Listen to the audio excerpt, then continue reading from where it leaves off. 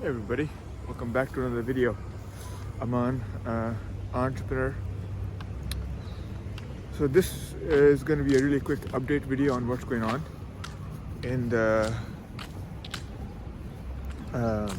and this is Tokyo, by the way. I mean, for those who are watching for the first time, and I have a quick couple updates. The first one is that I've started this.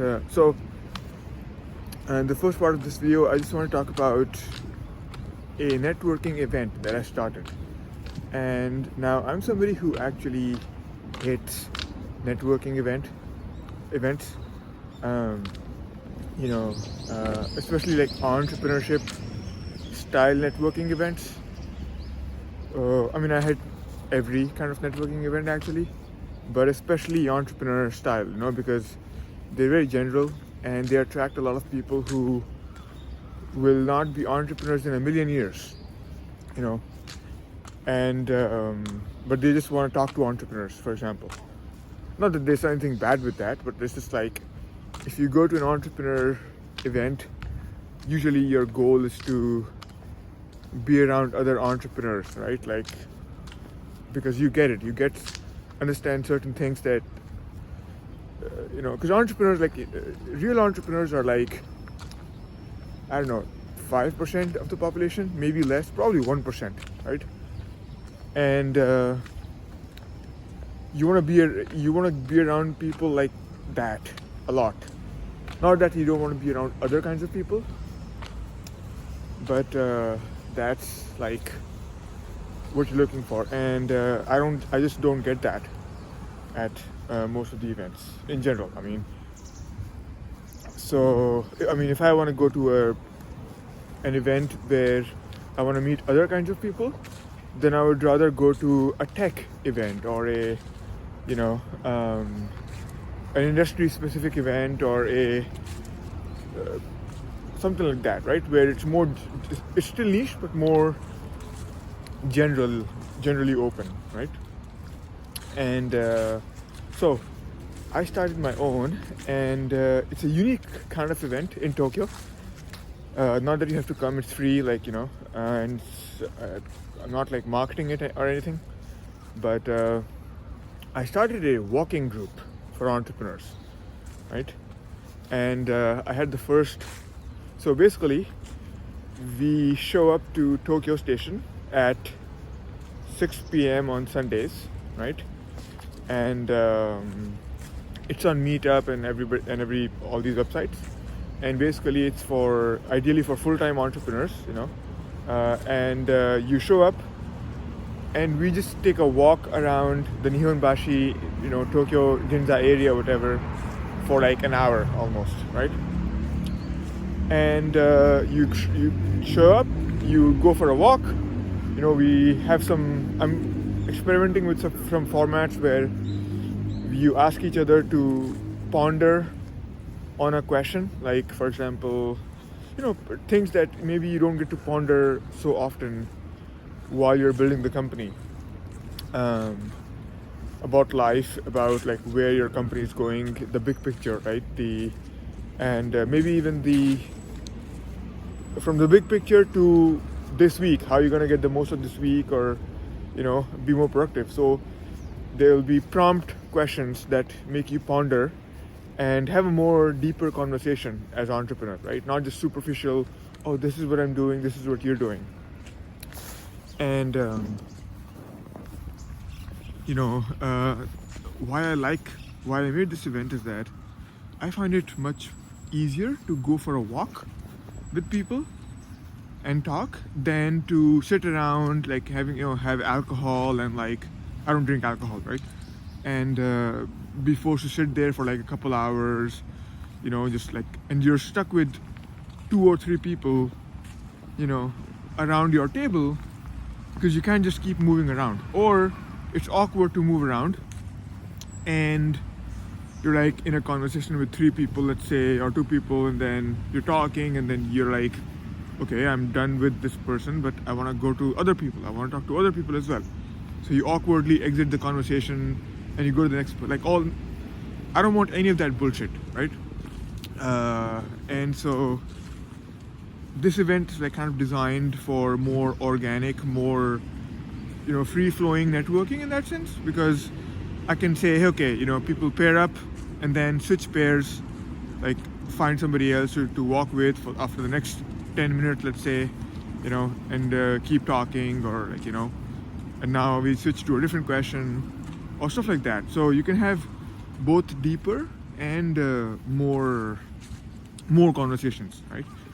And with people who are kind of on the same journey as you, maybe in different industries, but still have that same mindset, that ownership mindset and that responsibility that you carry for the company, for the business. So the first event was this Sunday, and I was actually, I was actually expecting nobody to show up, because nobody did sign up for at least the day before, the morning before the morning of the event, right? Nobody had signed up, and so I was like, okay, well, but I had made a rule that even if nobody signs up, I will be there, right? And so I was like, okay, fine, whatever. I'll just go there. I'll walk by myself because I enjoy walking anyway, and I will ponder on those questions, right? I will ponder on the questions about the business and the day-to-day. But surprisingly, 2 people showed up. Surprisingly, and they were not people I knew, right? So they were people who saw the meetup, link, and they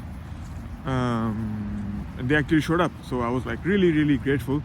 It might not happen again. I don't know if people will sign up again for the event. There will probably be someday when I have to just walk by myself, right? Maybe if it's raining or it's really hot or really cold or something like that. But well, this time, I was glad to have like 2 people, and we had a really good conversation. One guy was from Germany, and he wasn't an entrepreneur, but like he was doing a PhD in some business process thingy. And the other lady, there was a Japanese lady who was a solopreneur. She had a blog, and like very lovely lady. Yeah, so it was really great. So anyway, that's the first update. The second update is that, okay, what was the second update? I think the second update was about, so I have been, I talked about in the previous video how I've been thinking about setting up a Japanese corporate, like a Japanese company, right, for my business. A Japanese entity, sorry. And I have been on that process. I'm still doing my research, and my research right now has been more about where in Japan should the company be set up, right? So Japan has all these little hotspots, like these little, what they call cities where they want to promote entrepreneurship. They want to promote especially foreign entrepreneurs, right? So there's these startup cities, let's say, and they have, like, for example, startup Shibuya, startup Fukuoka, startup Nagoya, startup Kobe, startup Sapporo, in fact, like all the way in Hokkaido in the north, and startup Aichi, I believe. So they have these startup cities, and they have this startup visa thing. I don't need it, I'm probably not going to be needing a startup visa, but like they have these resources and these support for entrepreneurs. So I was like, okay, but to get that support, you have to be registered and be a resident of that city naturally, right? You can't just be living in Tokyo, but you're getting support from Fukuoka or Sapporo or Kobe or something like that. So I was like, okay, well, I am not like bound to Tokyo. I don't think Tokyo is like, God's gift to earth or something like that. So why don't I explore other cities, right? My God, my hand is like tired of holding this phone. Yeah, it's cold, It's like it's still fall in Japan in a way, You got some beautiful colors here. Fall colors finally. or maybe I just don't come here often and I haven't seen this park. But I was really shocked today by the colors. Look at that. Maybe you can't appreciate it that much as I can, but it looks really bright and really beautiful. And from what I'm seeing in the camera right now, it doesn't seem that bright. I mean, I don't know, my phone camera seems a little dull, but that tree is really, really bright and really beautiful. So I was comparing these startup cities, and I decided to just write to all of them, to set up a meeting with all of them and understand, hey, what kind of support do you offer? What's it like in that city? Just have a conversation with the startup support people from the government there. And one good thing, you can actually talk to people in the government. In India, forget about it. Like you just, that's the perception I have so far. And in many other countries, I think that's kind of how it works, where it's a little too official. You don't really have access to the people who do that stuff, right? But Japan is trying to be more whatever. So I wrote to them, and here are my observations of the different offices, right? And I wrote to Fukuoka, all the way from Fukuoka to Hokkaido, right? And the most responsive and professional response that I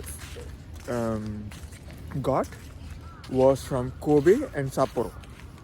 So the Kobe city people and the Sapporo people, the team in Sapporo and Kobe, at least in my experience, they were the most in detailed, like their emails were more detailed and more like it more looked like they had actually read my email, and they were asking me questions, and like they were eager. They showed some eagerness in having foreign entrepreneurs, right? And the Sapporo team is especially it's all in the middle of a really remote part of Japan. But I have to say, the lady who runs the Sapporo team, Miho Tanaka, shout out. I haven't talked to her directly, but I've heard of her through friends and everything. She's actually the person who was part of the Shibuya startup team. So she built the Shibuya team or something like that. Like she ran it first, and now she moved to Sapporo to build their team. And I can see that this lady is a powerhouse. Like this lady is amazing, because I asked them hey, how come you're like super professional compared to pretty much every single startup team in Japan? And they're like, yeah, that's probably because of Miho Tanaka. So I would say Sapporo, definitely people to talk to. I got interested in going to Sapporo and actually considering it as a base in Japan, just to meet the team, just so I can meet the team and see there's something happening over there. The other one was Kobe, and Kobe was also really, really professional, super professional, and really eager and really interested and responsive. And interestingly, I think Kobe has more support services for entrepreneurs than even Sapporo did. So the person from Kobe, I think Chihiro-san. Chihiro is the name of the girl in what was that movie? My God, that Miyazaki movie. Spirited Away, right? It's the same name as the girl in that movie, right? So I had a meeting with her, and they had a presentation, and they showed me they have all these things going on. They had this startup, a co-working space for entrepreneurs and stuff like that, and they give you discounted rates, or it's free. If you're in the startup visa, it's for free for you. And they have all these other services as well, right? That I think even Sapporo did not have.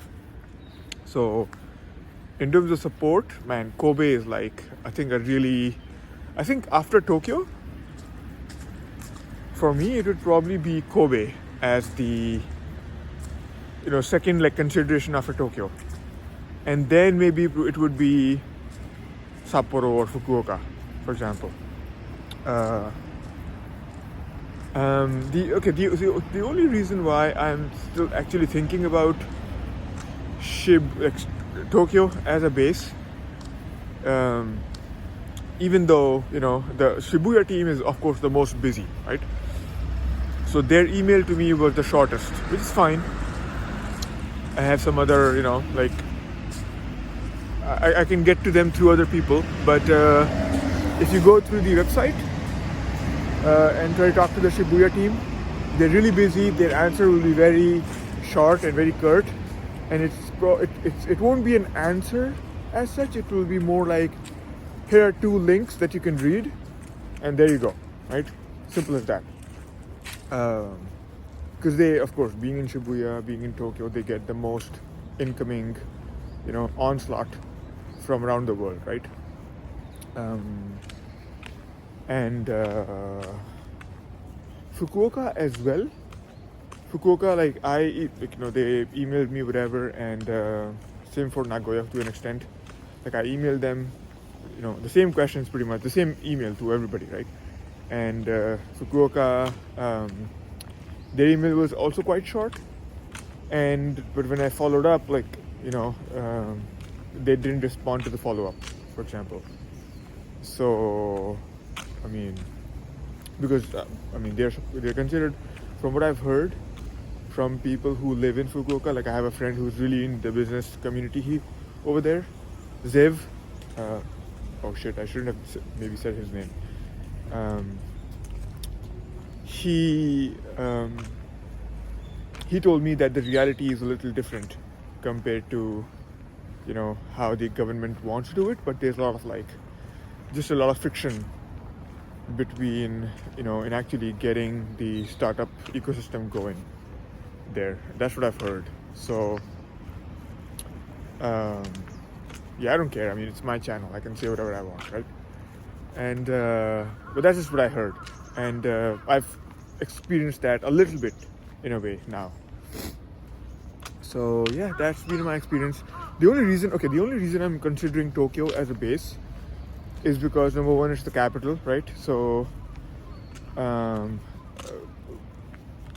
my concern was that I want to build a world-class engineering team and technical team, and just a team in general, right? A world-class team of professionals. And my concern was talent. The only reason I would stay in Tokyo, honestly, would be that I am not even sure if I can get all the talent that I would need for my company, the best talent, and if people would be willing to move to Kobe to work for Denslayers, to work for my company, or would they be willing to move work for this Tokyo is a bigger base, right? And much more people, a much bigger talent pool, right? So for that reason alone, for the most part, I was thinking about it. And also whenever you have friends, everybody visits Tokyo, and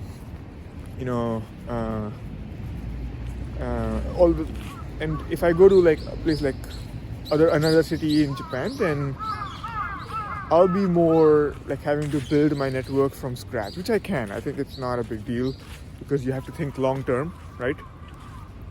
But yeah, that's all that's going on. I'm not sure I'm qualified to answer questions about this anymore, because I've pretty much told you all the experience that I had so far in this journey. So I can't answer questions, but if you have a thought to share with me, an opinion, then do leave a comment or send me a message if you know me, because most people who watch these videos actually are friends of mine. So yeah, there you go, that's the video.